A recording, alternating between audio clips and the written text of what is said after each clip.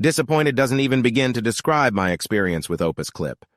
In this video, I share my harrowing journey with this software, exposing its flaws, and highlighting the reasons why it should be avoided at all costs. I'll delve into how I entrusted the platform with my valuable footage, a mere 10 minutes of it, and the infuriating amount of time it took to upload a mere 800 megabytes.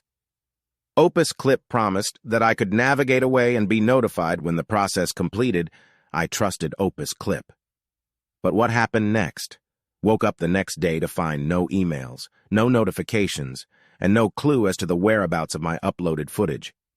My videos seemed to have vanished into thin air, all that time and hard work wasted.